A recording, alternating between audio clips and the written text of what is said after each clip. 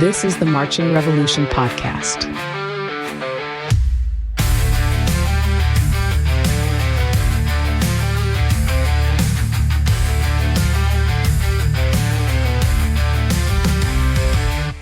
Boots on the ground with a thunderous beat.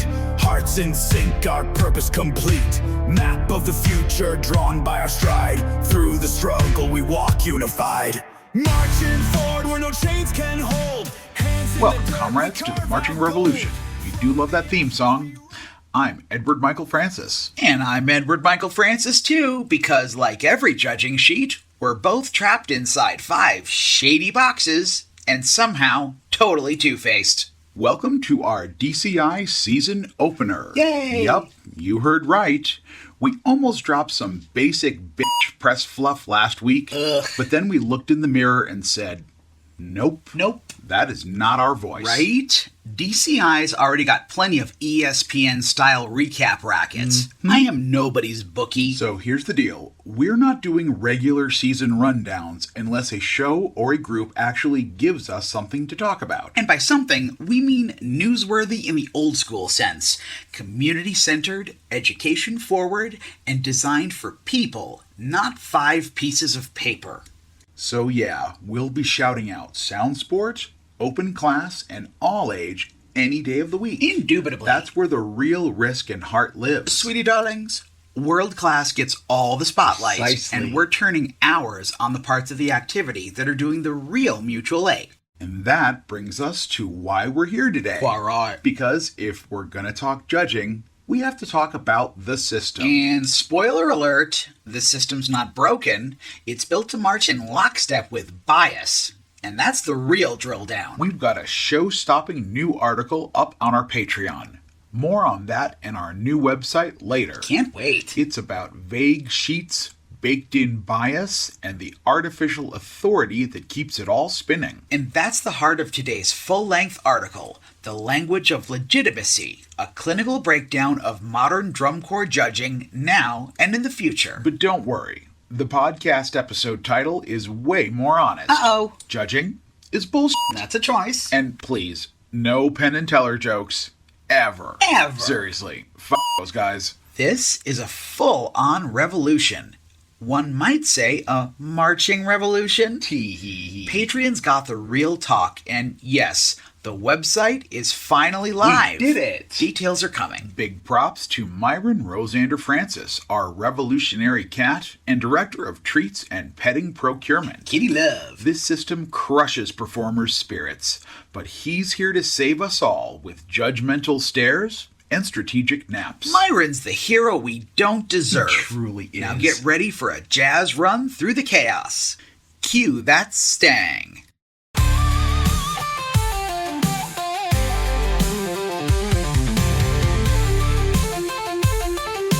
Let's start with why we even get to step off on this topic in the first place. Yeah, we've been in the activity for 25 years.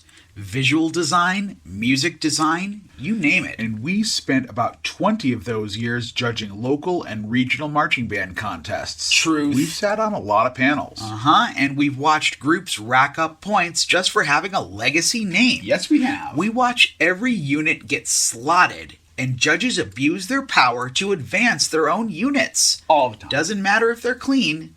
Doesn't matter if the show design is weak. Sad, but true.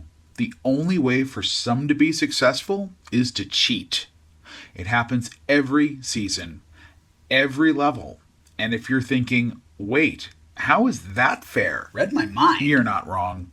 It's not objective or fair at all. But take heed, because by the end of this episode, we're going to propose an actual alternative system. And no, it won't require a subscription to Ultimate Drill Book just to understand it. That's right. We've got solutions. Not just Drum Corps Planet-style complaints. So, no, you're not crazy. We're telling you, this stuff goes down, and we're not afraid to say it out loud.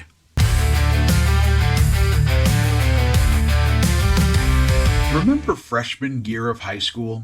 Your first competition? Barely. You had your Under Armour on inside out, your shoelace was already untied, and you were vibrating with nerves. Emotional damage. The show ends, the crowd cheers, You're flying high. Hell yeah! Until someone reads off the scores. And suddenly it's like someone dumped piping hot Gatorade on your dreams. 15th place? Wah, wah. But why? Exactly. Every number, every caption, every ranking feels like it was cooked up in a secret bunker. One judge says your marching was strong. Another says it lacked clarity. Makes sense. Your drumline got behind the beat twice, but somehow you ranked first? You're not alone. Most everyone enters this system confused. And honestly, that confusion never really goes away. It's like reading Ultimate Drill Book mid-move, but it's glitching AF and the page tabs are tangled with regret and sadness. Performers lay it all on the field for a 12-minute show, only to get scores that feel like they're pulled from a hat. Hello. The judging system is supposed to ensure fairness, but good luck figuring out how. The most recent scoring sheets, even made public, are from around 2012. And to be clear, those are not the ones being used today. But since the current sheets are kept secret, we have to reverse engineer the process. And honestly, it's not that hard. We can look at how scores are broken down today, visual, music, general effect, and make very easy guesses about how the current sheets are structured. We use those 2012 models as a baseline because they're the last time the system let us see under the hood.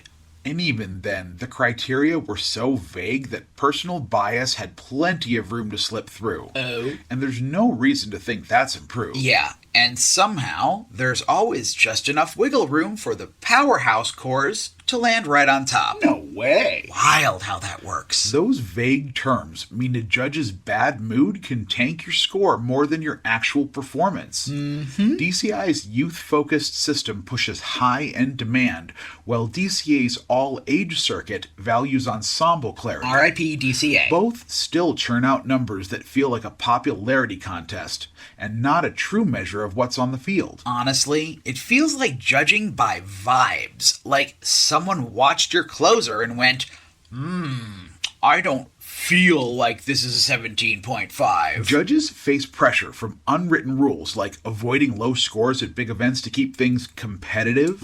This twists the process. No doubt. Your score is less about your show and more about fitting a preset narrative. Word. Performers deserve a system that sees their work. That part. Not one that plays favorites with the elite. It's not even judging anymore. It's performance management. 100%. They're curating rankings like they're building a Spotify The list. stakes are massive.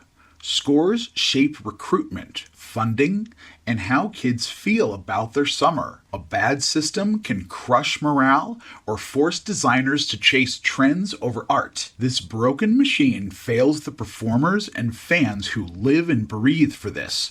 And we're here to expose it. And once you see the gears turning backstage, you realize this whole thing's less competition and more carefully rehearsed illusion. Facts. Might as well tear down the set and start a new act. Seriously, the marching scoring system would make Herbalife scratch its head. It's like a pyramid scheme, or more appropriately, a box scheme. Yes. Built on these mythical boxes like Box 1's The Doghouse and Box 5's Nirvana. What? But then they throw in weasel words like rarely and frequently with no definition. Groundbreaking. What does rarely even mean? A single dropped toss? A busted visual phrase? They leave it vague on purpose. Vague on purpose, so they can call it standardized while freelancing the whole damn score. Right on the money.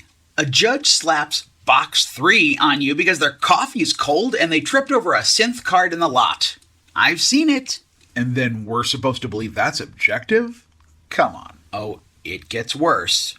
There are profile numbers, right? Oh? Secret guardrails that say, hey, don't go too high or too low. But what most people don't realize is that they're seasonal quotas. Quotas. Early season, judges are told, implicitly or explicitly, not to give numbers too high. Shady. Because there has to be room to grow. Mid-season, you're allowed to float a little higher, but not too much, or you peak too early. Right. And during finals week, those same guardrails harden into concrete. It's not about what you did anymore, it's about what the system already expects from you. Some marching band circuits even formalize this. They literally assign numerical caps for early shows. What? An artificial ceiling just for being there too soon. That shouldn't be a thing. So it's really about scheduling excellence for later. Like you're drip feeding the crowd a pre-written story arc. Especially at big shows. Judges aren't just scoring the show in front of them, they're managing the narrative. Finals becomes less about performance and more about preserving the bracket. So now we're herding cores like very intense cattle into pre-approved slots. Yep. And guess who benefits? The usual suspects, while smaller or riskier groups get boxed out. Literally. They hit a ceiling made of political fog and invisible math. Right. And trying to succeed in that system, it's like building your props after letting the band dads pick the PBC. Ooh. I'm begging you, don't ever do that. We love you, band dads. Please don't key our car. And the worst part, the kids know. Oh, totally. They see the scores. They feel the ceiling. We keep telling them to trust the process, while the process plays them like a rigged claw machine at Buc-ee's. When the claw drops, it's not just grabbing the best show. It's grabbing the show that fits the profile. Performers need critique that's real, actionable, and honest. It's an issue of power, and honey, power's playing favorites.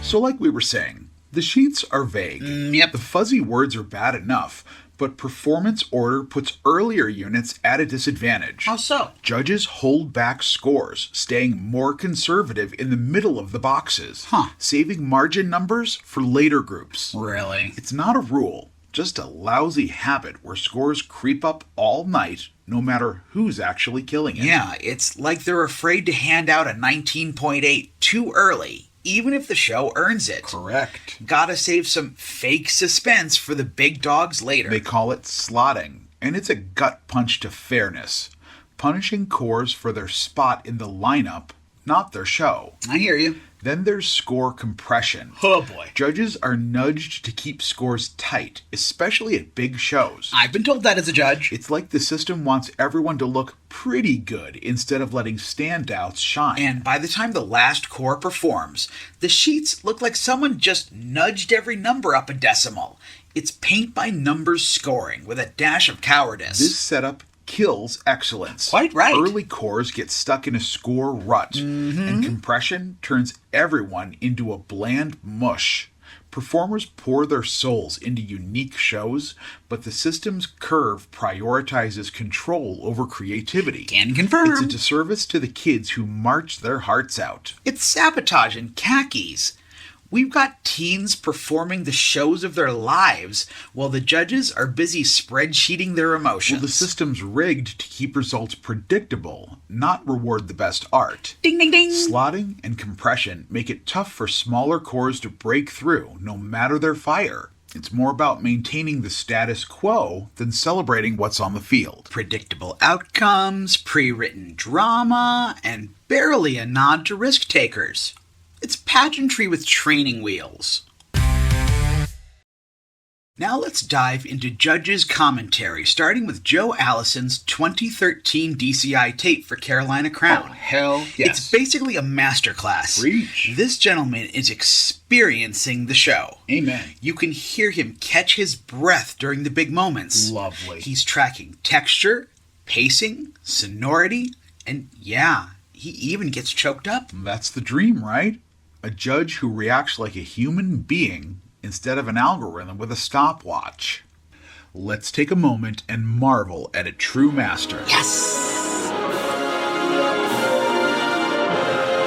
It's really hard to talk when you're bawling like a baby.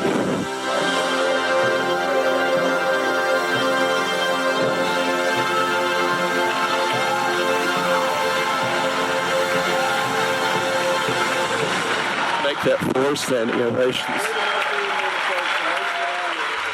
You hear that? That's not a judge mailing it in. That's someone feeling it. So much. The man's in tears and still clocking the orchestration. It's beautiful. That's what it looks like when a judge actually respects the performers. Right? He's weeping, analyzing, and handing out standing ovations like candy. That's what happens when you're the best. And every single one feels earned. That's connection on a world-class level. Now, before we talk more about his extremely outstanding feedback, let's take a second to marvel at the human being. Who was Joe Allison? So glad you asked, because you're in for a real treat here. Talk to me. Joe Allison wasn't just a good judge. He was a force in the music education world. We're talking decades of impact. The man taught everywhere, from high schools in the Carolinas to major universities. Nice. He spent 13 years as director of bands at Eastern Kentucky University. Great school. And held more professional affiliations than most people have Facebook friends. And it wasn't just titles. His groups actually delivered. The Sumter High School bands under his direction Legendary. were the first in the world to earn both the Sutler Flag of Honor Wow. and the Sutler Shield from the John Philip Sousa Foundation. He judged everything. DCI, BOA, WGI, Drum Corps Japan, Latin America, the World Music Contest in Holland. This guy didn't just dabble. He was the real deal. And on top of that, he helped design the actual curriculum for training new judges. What? He literally wrote the book on how to do this job with integrity. Also, side note, he loved his dachshunds, showed up for every grandkids recital, and somehow had time to earn commendations from 2 U.S. presidents. 2? The man lived service. So, rest in peace, Dr. Joe Allison. Definitely. Your legacy is massive, and today, you're the gold standard for what a judge can be when they actually give a shit. We'll return right after this.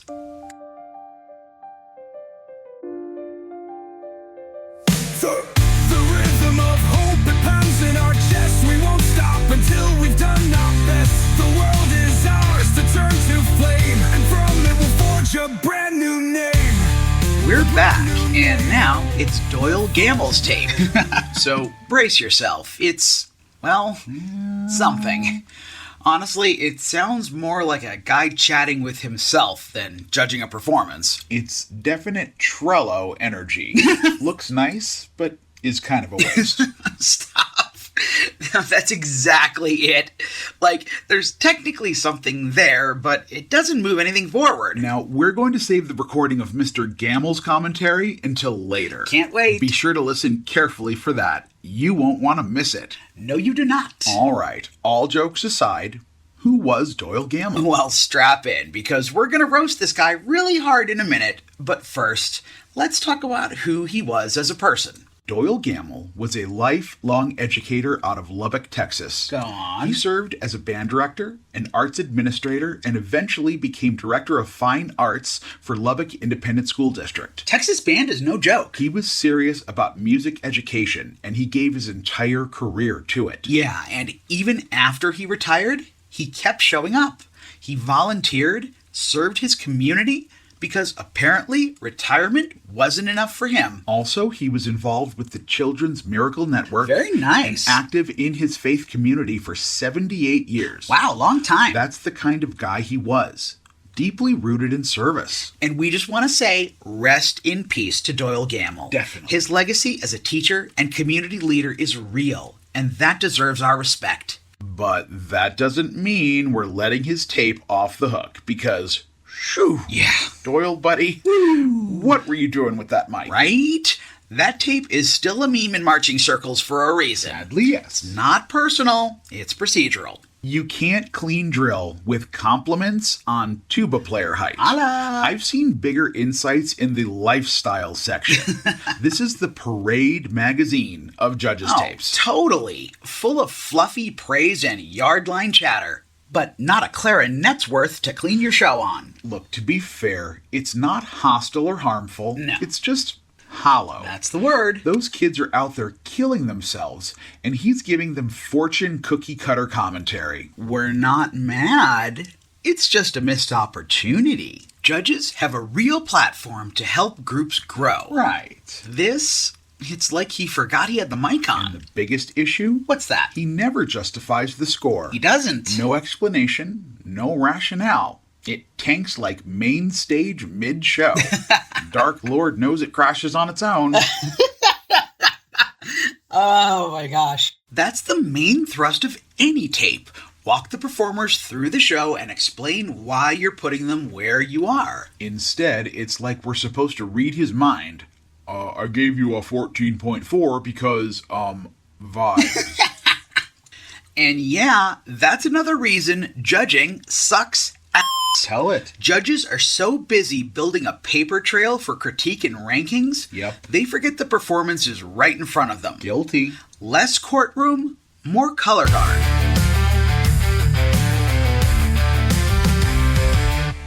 Now let's check out some DCA judges' tapes from their final championships in 2023. Ooh, fun. A breath of fresh air after Gamel's, fun.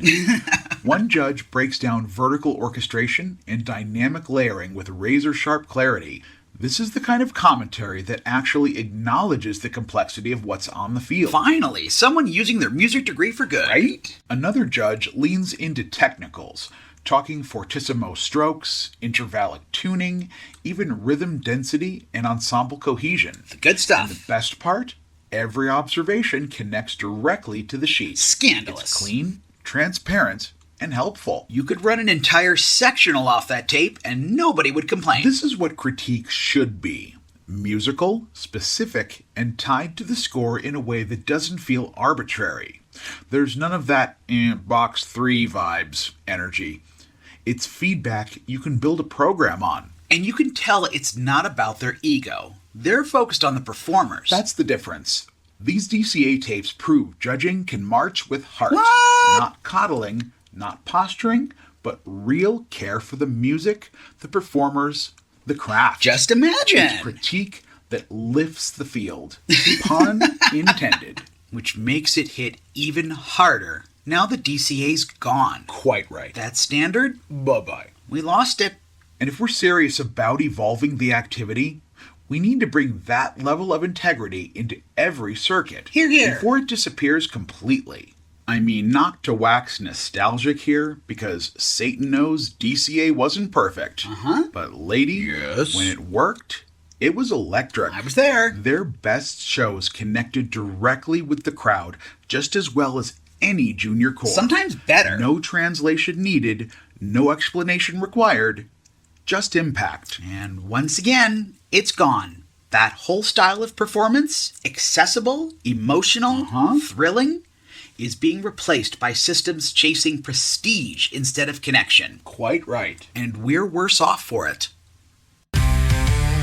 Before we go any further, we do have bills to pay, so here's the obligatory plug. Get ready to ignite the revolution at patreon.com/Cinemarch Media, where we're dropping weekly truth bombs. Boom! Plus, giving you early access to all our written work and both podcasts, The Marching Revolution and Marxists at the Movies. Sweet! All for one revolutionary price. 2 podcasts for the price of 1?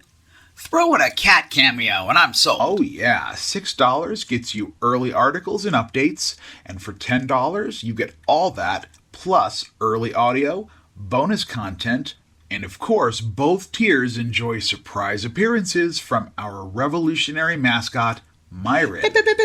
Come for the Marxism, stay for the feline chaos. That cat's a diva! And the content's fire. Totally. Also, our website is finally live. Finally, no thanks to the person we originally hired. Head to cinemarchmedia.com for every episode, full access to both shows, and links to all our goodies. Okay, are you doing the plug now? I had Myron, I had the tier breakdown, I brought the sizzle. And I brought the hyperlink, so we're even. Look, just hit both. Patreon.com/Cinemarchmedia and www.cinemarchmedia.com. Okay. Support the revolution and feed Myron. That's the real call to action. Precisely. Viva la fluffball!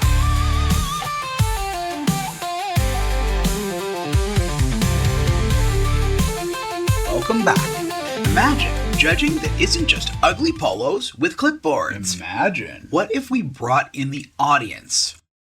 Go on. Former percussionists, guard members, brass players, all giving feedback after a quick training video on how to spot excellence. Interesting. It'd root scores in real experience from people who have actually marched. And honestly, I'd trust a former mellow player with emotional damage over another Box 3 achievement zombie any day. Exactly. Rifles judging toss height, brass players catching tone issues. No. Even Grandma weighing in on whether the closer hit her in the gut. That kind of mix could actually reflect how a show feels. Hey, Grandma is an art history major. Right? She's got insights into compositional techniques and historic knowledge. That's true. She's now the ideal voice to judge that Georgia O'Keeffe show she's about to see. Wow. How would a regular panel ever achieve that? Train the crowd, and suddenly you've got critique that's way more human. And communal. It'd break up the monopoly and let community shape the scoring narrative. Maybe, just maybe, we'd stop designing for score sheets. Definitely. And start designing for audiences. Let the people judge. It's their art too. Picture this. A judging system where fans, not just suits, help call the shots. I'm picturing. Powered by AI that actually makes it work. Okay. Audience members submit feedback, and the AI picks up patterns. It filters out the trolls, highlights the signals, and gives performers feedback that's both real and respectful. So the computer gets rid of the haters and keeps the insight? Finally, tech doing something useful. Quite right. Fans pick what they know. Guard, brass, percussion, and then their input gets clustered by AI into a richer, fuller assessment. That sounds great. Instead of one judge's limited lens, you get a crowd-sourced snapshot of what actually landed or didn't. You mean we finally ditched the bleacher oracle and let the people speak? Why not? I'm in. And here's the wild part. AI can detect clutch moments. How? Like a soloist recovering mid-slip or a rifle catching a toss on pure instinct. Suddenly, you got new awards popping up. Best save, biggest gasp. What? Ballad that destroyed your Aunt Sassy. I'd live for a best use of guitar, irony-free award. This isn't fantasy. It's a smarter way to judge. Right. Rooted in the actual impact of the performance. No more elite preservation society. Just real performers, real moments, Right. and real feedback from the people who love this activity most. If the system's broken, build one that listens to the crowd. Well, that's what this does. Put the soul back with the audience, Say it twice. where it belongs.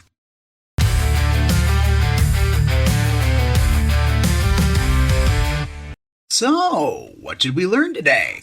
I've learned that judging and toy cars both have slots, and neither of them stay on track. I learned that profile numbers are just horoscopes written by people who hate laughter and fun. I've learned that my cat could judge visual proficiency with nothing but slow blinks and tail twitches. And I learned that if your judge sounds like they're underwater and asleep, you're probably getting a 15.2 in GE. But seriously, folks, this system is failing the performers. Failing. Kids train all year, bleed for these shows. Right. And get back numbers that mean nothing and feedback that helps no one. And we need to talk about why. Ranked judging is hierarchical by its very nature. Spot on. It rewards conformity, punishes risk, Totally. and mimics the same systems used to justify classism, racism, sexism, ableism, even eugenics. Yikes. It's about power. Who has it, and who's told they're less than. We've seen it firsthand. Yep. The higher you score, the more resources you get. Every The time. more resources you get, the easier it is to keep scoring high. But it doesn't have to be this way. We've heard tapes that inspire. We've imagined systems that share power instead of hoarding it. Sharing is caring. We've seen critique that actually helps kids grow. We need a system that sees performances without flattening them out into a number. Because once we stop designing for 5 pieces of paper, Listen up. we can finally start designing for people. So, if you're ready to fight for fairness, for real feedback, and for performers who deserve better, join us. Patreon.com/Cinemarch Media has both podcasts, early articles, bonus content, and of course, surprise visits from Myron. And again, that website is cinemarchmedia.com. Every link, all in one place. This has been the Marching Revolution. For the kids. Not the suits. And definitely not Box 3. So that's it, folks. That's how the Marching Revolution opens a DCI season. It was an experience. With a scathing condemnation of everything you hold dear. Cheers! Yay! And now, as promised, your patience shall be rewarded. Here to play us out with the most legendary non-feedback in judging history, everybody, we present to you Doyle Gamble. Boy, those are strong tuba players. As a matter of fact, you've got this is a tall band or something. You look like you're in college. Boy, come on now, come on.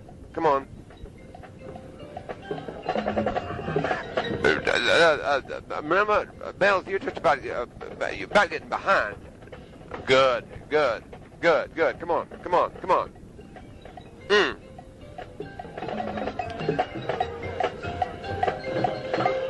Okay, I tell you what, God dog, you do a lot of good things. Oh my goodness, change your tempo. Oh, that's a hurry. Come on.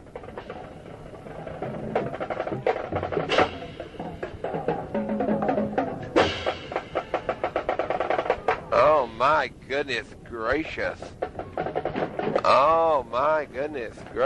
Good. Come on, get up there. Tell you what, you look like you just eat it up.